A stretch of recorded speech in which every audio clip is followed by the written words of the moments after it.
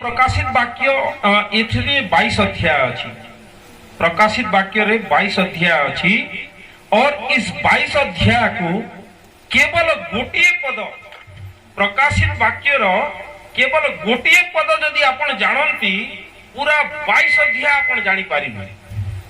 प्रकाशित वाक्य रे गोटिए एमती पद अछि से पद को अगर आपण जानि जंती पूरा 22 अध्याय रो संपूर्ण विषय आपण माने जानि पारिबे। से पदटा को पदटा प्रकाशित वाक्य रो को पद रे 1 रु 22 अध्याय रो वर्णन अछि। जे कहबो ताकू मु मोर पर्स रे जेते अछि सब दे देबी। मैं गरीब रेखा के नीचे है, इसमें ज्यादा पैसा नहीं है। Hallelujah hallelujah. ये कहबे गोटिए पद रे 1 रु 22 अध्याय रो तार वर्णन अछि। 19 पद को अध्याय 19 पद। हाँ बिल्कुल राइट। हालेलुया। को पद रे अछि 1 अध्याय रो 19 पद। कौन लेखा अछि सेठी? कौन लेखा अछि?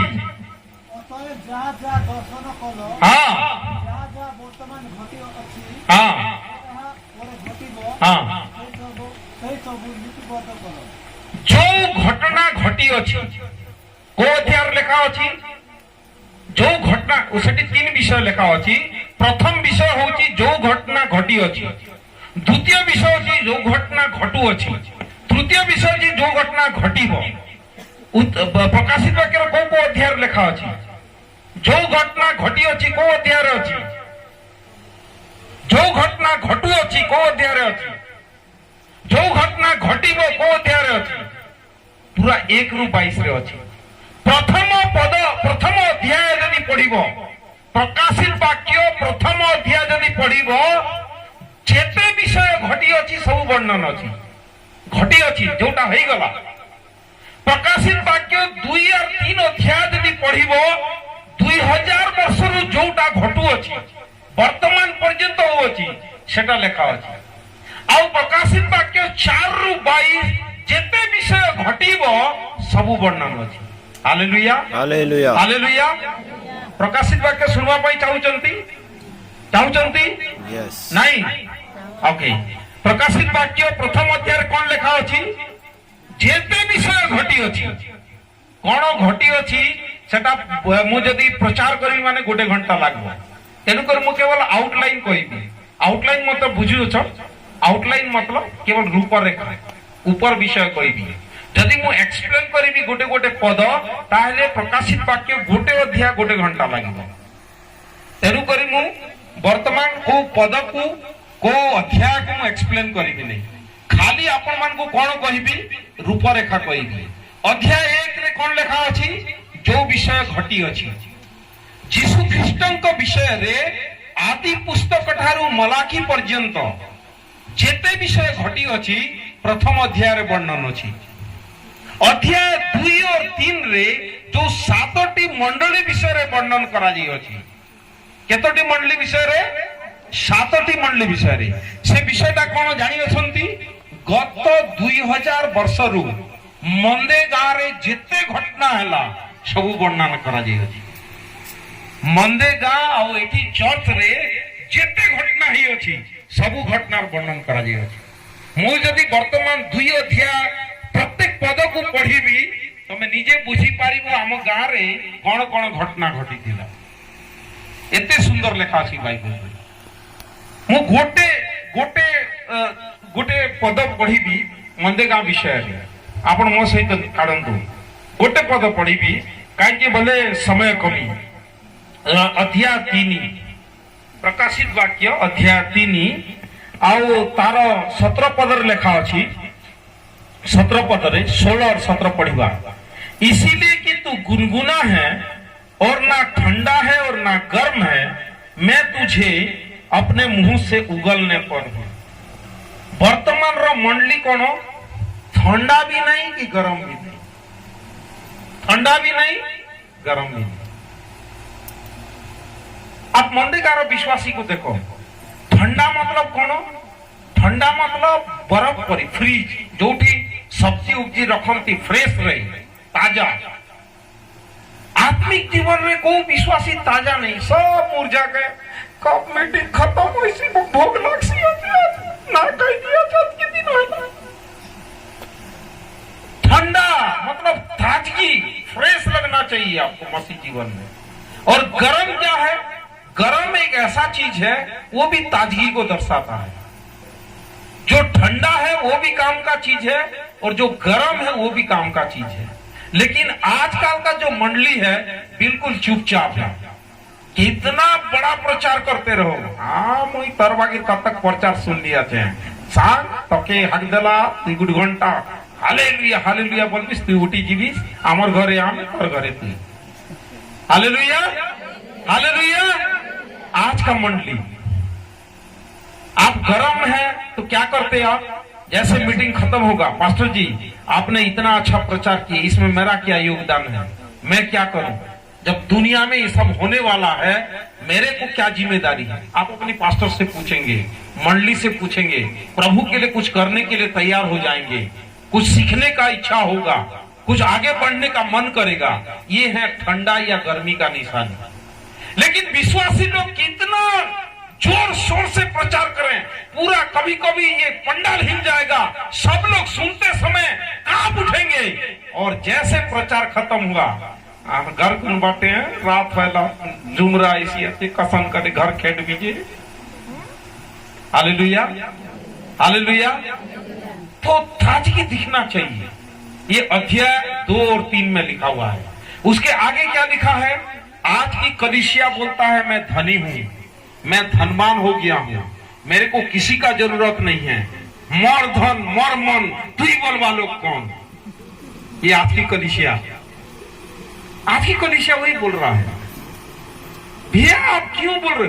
बहुत से पास्टर दान और दशमांश का प्रचार ही नहीं करते। वो बोलते हैं दशमांश का अगर प्रचार करूंगा तो क्या करेंगे, विश्वासी लोग छुट्टी मारेंगे, चर्च नहीं आएंगे, और कोई कोई विश्वासी नाराज हो जाएंगे। इसीलिए दान और दशमांश का प्रचार करते हुए मैं किसी चर्च में नहीं सुना। लेकिन मैं जब दान और दशमांश का प्रचार करता हूँ अपनी चर्च में, लगभग हर महीना एक बार जरूर करता हूँ।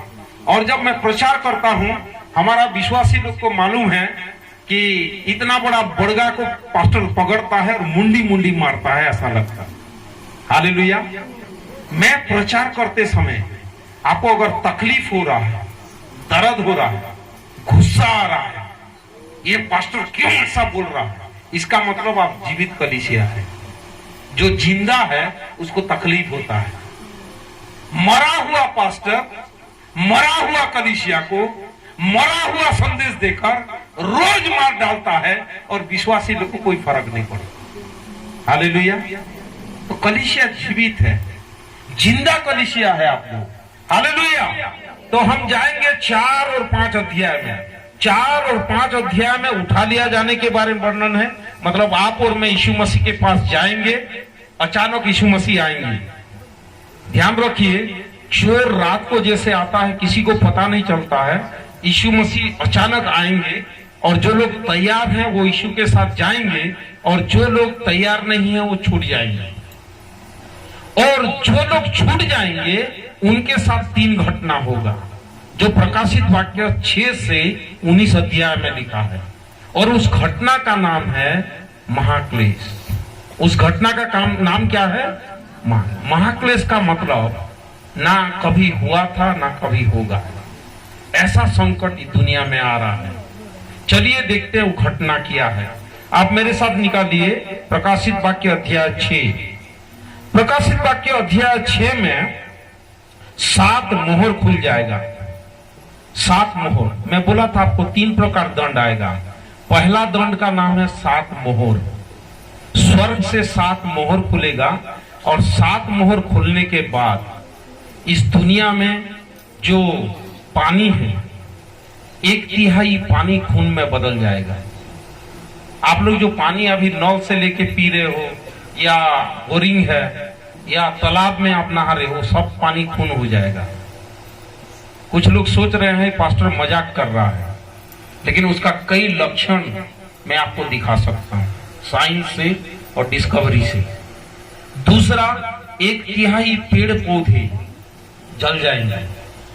ये जो जलवायु है वो प्रदूषित हो जाएगा, लोगों को सांस लेने के लिए तकलीफ होगा, लड़ाइयां होगी और हर जगह एक दूसरे को लोग मारने लगेंगे। इतना सारे बुराइयां का वर्णन है। एक जब ये होगा, आपको देखिए, पहला मुद्रा जब खुलेगा तो एक ऐसा व्यक्ति राजा बनेगा, पूरे दुनिया को सताएगा। मैं आपको बोला था वो जो 10 उंगली है वो 5 आधा मिट्टी आधा लोहा का, तो ये जो महाक्लेश है इस समय एक राजा होगा। वो राजा का नाम है झूठा मसीह।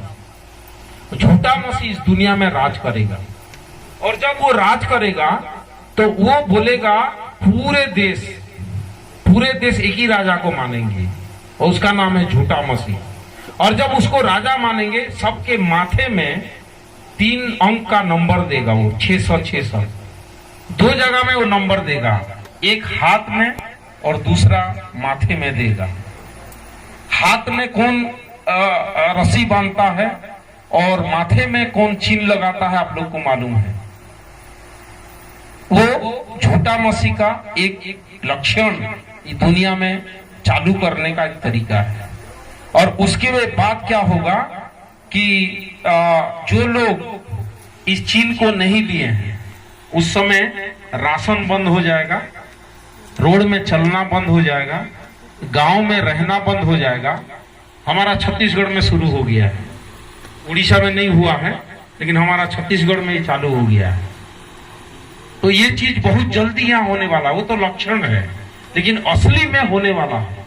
उसी समय आप मत बोलिए, केवल छत्तीसगढ़ के लिए, उड़ीसा के लिए नहीं बोलिए, क्योंकि मैं इसीलिए पहले से बता रहा हूं। ये घटना बहुत जल्दी पूरे दुनिया में होने वाला है, बाइबल से पहले से लिखा गया है। क्योंकि समय नहीं है, मैं एक एक पद नहीं पढ़ रहा हूं, आप घर जाके पढ़िए 6 अध्याय में ये दुनिया में क्या क्या होगा। 7 अध्याय में 1,44,000 यहूदी को प्रभु बचा के रखेगा। क्या करने के लिए? परमेश्वर का राज का प्रचार करने के लिए। अभी हम लोग क्या प्रचार कर रहे हैं? परमेश्वर का अनुग्रह का प्रचार कर रहे हैं।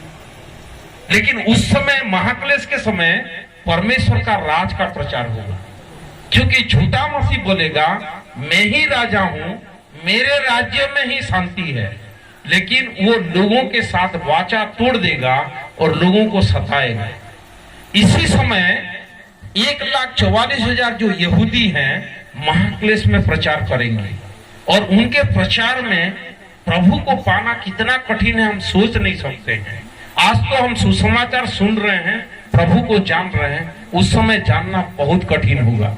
और 8 अध्याय में वहां पर फिर 7 तुरी फूकी जाएगी।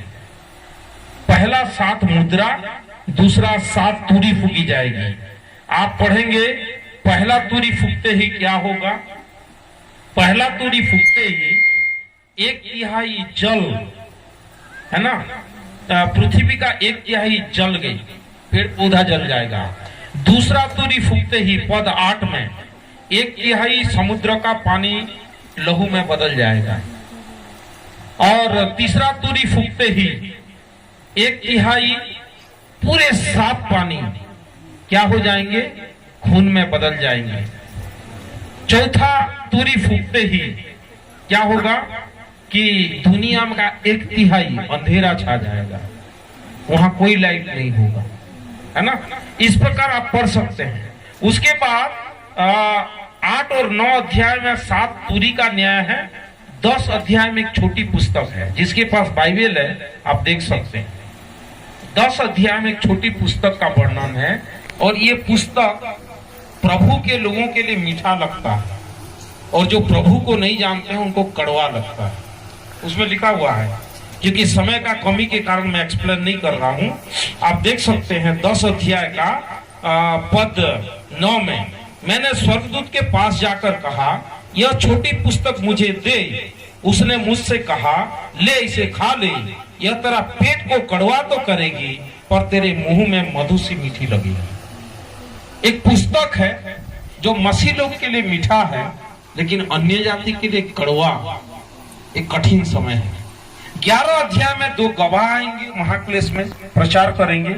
उनका नाम है मूसा और एलिया, और उसके बारे में हम एक्सप्लेन अभी नहीं कर सकते हैं समय कमी कारण। 12 और 13 अध्याय में 3 पशु का वर्णन है। 12 अध्याय में जो अजगर है और 13 अध्याय में जो 2 पशु है, वो है महाक्लेश के समय में 3 लोग राज करेंगे दुनिया में। ये जो अजगर है ये है शैतान, और ये दूसरा पशु जो है वो है झूठा मसीह, और ये तीसरा पशु है ये झूठे भविष्यवक्ता। महाक्लेश के समय में झूठा त्रिएक परमेश्वर इस दुनिया में राज करेंगे। लोगों को उनका बात मानना बाध्य होगा। आज जो कुछ हो रहा है मसीह के अलावा जितने लोगों का, सबका स्टोरी है 12 और 13। उस समय झूठा मसीह क्या करेगा, जितने भी पत्थर है उसको जीवन देगा। वो बहुत सारे स्टोरी है, मैं उसको यहाँ नहीं बता सकता हूँ। तो आप जब 14 अध्याय में जाएंगे तो वहां पर कितने लोग महाक्लेश में उद्धार पाएंगे उनका लिस्ट है। महाक्लेश में भी लोग उद्धार पाएंगे, वो कितने लोग हैं उनका लिस्ट 15 अध्याय में है। जब 16 अध्याय में आप जाएंगे, 14 में और 15 अध्याय में जब जाएंगे तो आपको 7 कटोरा का न्याय का आरंभ का वर्णन है, और 16 अध्याय में 7 कटोरा खोला गया, और 7 कटोरा खोलने के बाद क्या घटना हुआ है देखिए। पहला कटोरा जब खुला गया, उंडेला गया इस दुनिया में, उस समय दुनिया में जितने लोग हैं सबके शरीर में एक बड़ा बड़ा फोड़ा होगा। नाक इतना लंबा लंबा होगा, ये ठोड़ी जो इतना लंबा होगा, यहाँ पर बड़े बड़े फोड़े होंगे पूरे शरीर में। कुछ लोग बोल रहे हैं कि कहाँ का कहानी बताने आए हो। आप कभी गूगल में सर्च करो या यूट्यूब में कि ऐसे लोग आज दुनिया में हैं जिनका पूरा शरीर पेड़ का जड़ है, उनका उंगली सब फैल रहा है, उतना उतना दूर पहुंच गया है, उनका नाक इतना लंबा लंबा है। सर्च करो आप नेट में, ऐसा लोग आपको दिखाई देगा जो इसमें लिखा है। पूरा शरीर फोड़ा में भर जाएगा। किसका? जितने ये दुनिया में है, एक भी व्यक्ति नहीं उस समय। महाक्लेश के समय दुनिया में जितने लोग होंगे सबके शरीर में इतने बड़े बड़े फोड़े होंगे, और वो फोड़ा गलेगा लेकिन इंसान मरेगा नहीं। उसका स्टोरी आगे वर्णन है। और वहां पर दुनिया का सारे पानी खून में बदल जाएंगे, एक ही साफ पानी नहीं होगा। पूरे दुनिया अंधकार से छा जाएगा, कहीं किसी को देख नहीं सकती। सब जलवायु प्रदूषित हो जाएगा। अभी हमारा जलवायु प्रदूषण को लेकर बहुत सारे काम चल रहा है, बहुत अच्छी बात है। लेकिन महाक्लेश में जो लोग होंगे, परिवेश को बदलने का कोई उपाय नहीं होगा। पूरी तरह परिवेश प्रदूषित हो जाएगा। और ऐसे समय में 17 अध्याय में बड़ी बेश्या का जो वर्णन है, ये शैतान के बारे में है। शैतान का स्वभाव कैसा है। और 18 अध्याय में बड़े बाबिलोन का पतन लिखा हुआ है। ये बड़े बाबिलोन का जो पतन है, ये शैतान का पतन कैसे होगा उसका वर्णन है। शैतान का नाश कैसे होगा, विनाश होगा, वो 18 अध्याय में वर्णन है। 19 अध्याय में जब आप आएंगे, प्रकाशित वाक्य 19 अध्याय में, तो उस समय यीशु मसीह के साथ कलीसिया का विवाह होगा। कलीसिया का विवाह होगा। मंदे गांव का चर्च यीशु मसीह के साथ मिलेंगे उस समय। और इस विवाह में दूल्हा दुल्हन को कुछ आभूषण देगा सजने के लिए। शादी से पहले दूल्हा सामान देता है दुल्हन को सज के आने के लिए, शादी के लिए। ऐसा कलीसिया को यीशु मसीह आभूषण देंगे, कपड़े देंगे, और उसको क्या देंगे? सजने का सामान देंगे। वो सजने का सामान कहाँ लिखा है? प्रकाशित वाक्य 19 और 7 और 8 में लिखा है। मंदे गांव का विश्वासी लोग को क्या मिलेगा? इसमें लिखा हुआ है 19 का 7 और 8 में कि जो लोग तैयार हैं, प्रभु के लिए जी रहे हैं, उनको परमेश्वर क्या देगा? लिखा हुआ है शुद्ध और चमकदार महीन मलमल पहनने का अधिकार दिया गया, क्योंकि उस महीन मलमल का अर्थ पवित्र लोगों का भले काम है, पवित्र लोगों का धर्म का काम है। आज मसीहत के लिए परमेश्वर के लिए जो लोग अपना समय निकालकर, अपना पूंजी से, अपना इनकम से, अपना जीवन से खर्चा कर रहे हैं, वो उस समय आभूषण के रूप में मिलेगा। आज जो मीटिंग यहाँ जो भी ऑर्गेनाइज किए हैं, यहाँ तो सब मेरे स्टूडेंट मिलके ऑर्गेनाइज करे ऐसा लग रहा है, और कौन किया है, कैसे क्या, कुछ नहीं मालूम मेरे को, लेकिन इसमें बहुत सारे खर्चे हैं। टेंट का खर्चा है, खाना का खर्चा है, ये सब का खर्चा है। और मैं तो सोच रहा था मेरे को भी एक बड़ा गिफ्ट मिलेगा, लेकिन नहीं मालूम। तो कहने का मतलब ये है कि ये जितना आज खर्चा किया गया है, ये चमकदार मलमल कपड़े के रूप में स्वर्ग में मिलेगा। ये कपड़ा क्या है? कपड़ा के द्वारा हम क्या करते हैं? हम दिखते हैं। जो जितना महंगा कपड़ा पहनता है वो उतना सुंदर दिखता है। तो स्वर्ग में जब जाएंगे तो आप प्रभु के लिए जितना मेहनत किए वो वहां दिखाई देगा।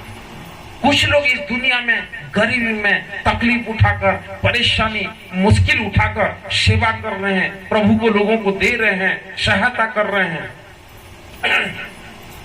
पिछले 23 साल से हजारों से ज्यादा लोग ट्रेन होके सेवा कर रहे हैं।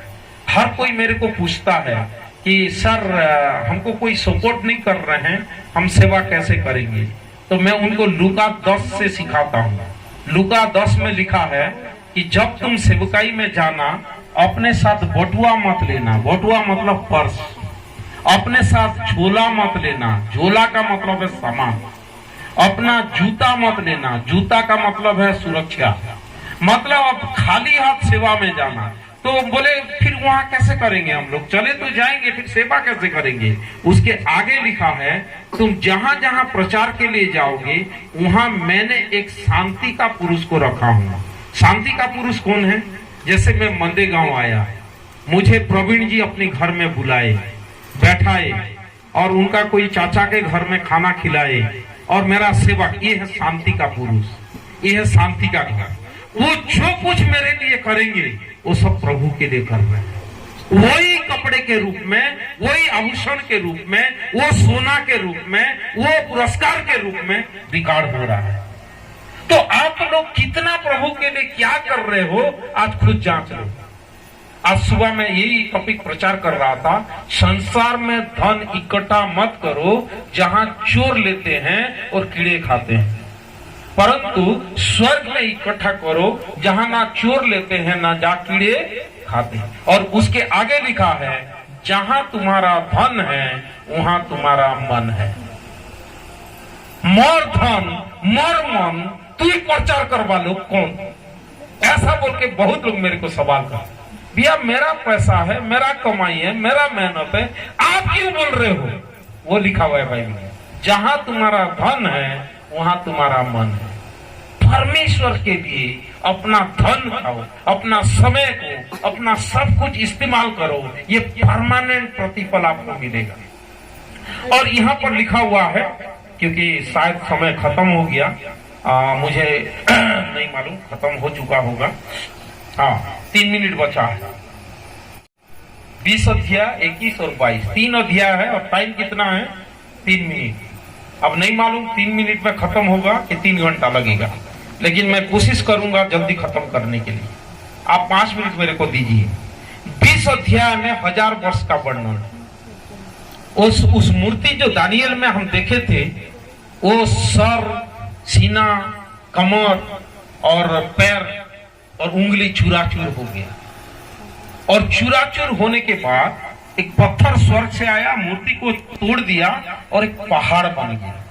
उसमें लिखा हुआ है 2 अध्याय में, वो है यीशु मसीह आएंगे और ये दुनिया का जितने भी बड़े बड़े राजा या झूठा मसीह का जो राज होगा इसको चूराचूर कर देंगे और 1000 वर्ष का राज्य इस संसार में होगा। जितने लोग आज खर्चा किए हैं ये सभी लोग यीशु मसीह के साथ उसी दिन आएंगे। और इस मंदे गांव में, ये नवरंगपुर में अलग अलग पद में काम करेंगे। इसमें लिखा पद दिया गया है।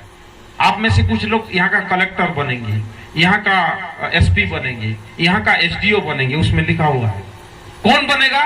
जो प्रभु के लिए जितना मेहनत किया है। आज बड़े बड़े अधिकारी कौन बनते हैं? जो उतना मेहनत करके पढ़े हैं, जो परिश्रम किए हैं।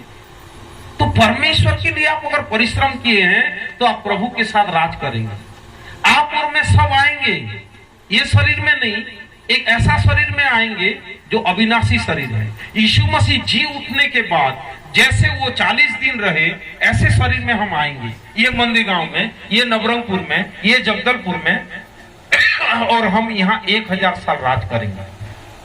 1000 साल के अंत में, इस 1000 साल में शैतान को बांध के परमेश्वर अथाह कुंड में डाले रहेगा, ताकि विश्वासी लोग परमेश्वर की उपस्थिति और आशीष को महसूस करें। 1000 वर्ष के राज में एक एक टमाटर एक एक कुमड़ा के बराबर होगा। एक एक अंगूर का गुच्छा को 2 लोग कंधे में उठाना पड़ेगा। ये जो धरती अश्रापित है, आदम जब पाप किया तो ये धरती को श्राप आया। आज धरती कहरा रहा है। वैज्ञानिक लोगों को पता चल रहा है कि धरती प्रतिदिन रो रहा है, आवाज आ रहा है यहाँ से। लेकिन वो 1000 वर्ष के राज्य के समय ये धरती को छुटकारा मिलेगा। और उसी समय थोड़े देर के लिए जब शैतान को छोड़ देंगे तो कुछ लोग सोचेंगे कि हम शैतान को साथ दें। उन सभी के साथ परमेश्वर वो सबको मार के कहां डालेगा? आग का झील में डालेगा, जो आप 7 से 9 में देख सकते हैं। और जैसे आप 11 से 15 देखेंगे, उसी समय हम लोग जो प्रभु में है तो उठा लिया गया, प्रभु के साथ आए, राज किए। लेकिन जो मसीह में नहीं है उन लोग का क्या होगा कि उन लोग आदम से लेकर तब तक जितने लोग हैं जो प्रभु को नहीं जानते हैं, वो सब जी उठेंगे। क्या बच्चा, क्या बूढ़ा, क्या अपंग, क्या बलवान, क्या अंधा, क्या लंगड़ा, सब कोई जी उठेंगे। और ये आकाश और ये पृथ्वी पिघल जाएगा। लोगों का न्याय मध्य आकाश में होगा। मध्य आकाश में, जहां पैर रखने के लिए जगह नहीं, शून्य में होगा। और जब शून्य में होगा, उनके पास 3 गवाह होंगे। उस जजमेंट का नाम है श्वेत सिंहासन का न्याय। 11 अध्याय में लिखा है, 11 पद में, श्वेत सिंहासन का न्याय। श्वेत मतलब निष्पाप, बिना पक्षपात का, पवित्र न्याय। और वो न्याय जब होगा तो हर कोई खड़े होंगे। कोई नहीं बोल सकता है मैं नहीं किया हूं या मैं गलत नहीं किया हूं, मैं प्रभु के लिए नहीं कर रहा। कोई नहीं बोल सकता। क्यों? क्योंकि उस समय 3 गवाह होंगे। उसमें 13-14 पद में लिखा है, पहला गवाह होगा बाइबल। लोग बोलेंगे हमको पता नहीं था। जैसे वो धनवान बोला लाजार को, हमको पता नहीं था, नहीं तो हम लोग क्यों यहाँ आते, हम लोग बहुत कुछ करते। तो इब्राहिम ने उससे कहा, तुम्हारे पास बाइबल था, तुमने साहू जी को मैं भेजा था, उसने इतना समझाया, तुमको उस समय झुमरा आ रहा था, तो मैं क्या करूं। हालेलुया। आएगी के दिन मार दिया आधा लोग। हालेलुया। और दूसरा कौन गवाही देगा? जीवन का पुस्तक। जिसका नाम जीवन का पुस्तक में नहीं है, उसको परमेश्वर क्या करेगा? आया मन दंडिक बसा, 5 मिनट में खत्म हो गए।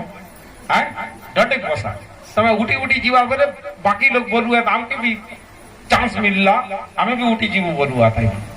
एकदम 5 मिनट में खत्म करूंगा मैं। जॉनसन मेरे को रात भर प्रचार करो बोले, लेकिन ये स्थिति देख के मेरे को जल्दी बंद करना है। ओके, दूसरा पुस्तक है जीवन की पुस्तक, जिसमें किसी का नाम नहीं है, उसको परमेश्वर आग में डालेगा। और तीसरा पुस्तक है जीवन के बारे में पुस्तक। बचपन से जब एक व्यक्ति पैदा होता है तब से लेकर उसका मरने तक का रिकॉर्ड स्वर्गदूत लिख रहा है। हर दिन हर मिनट क्या रिकॉर्डिंग कर रहा है, वीडियो रिकॉर्डिंग। ठेपा तो मैं उठी कर सब लोग जीवा बोल ना हो, मुई भी टीवी देखी, तो मैं ठेपास ना ठेवा तो मुई भी टीवी देखी। हालेलुया। क्या होगा? जीवन के बारे में रिकॉर्डिंग हो रहा है। कोई नहीं बोल सकता मैं ऐसा नहीं किया। और उस आधार और परमेश्वर उनको आग के झील में डालेगा। 3 जन्म है, 3 मृत्यु है, 3 स्वर्ग है, 3 नरक है। वो 21 और 22 अध्याय है। लेकिन समय खत्म होने के कारण और कभी मैं बताऊंगा।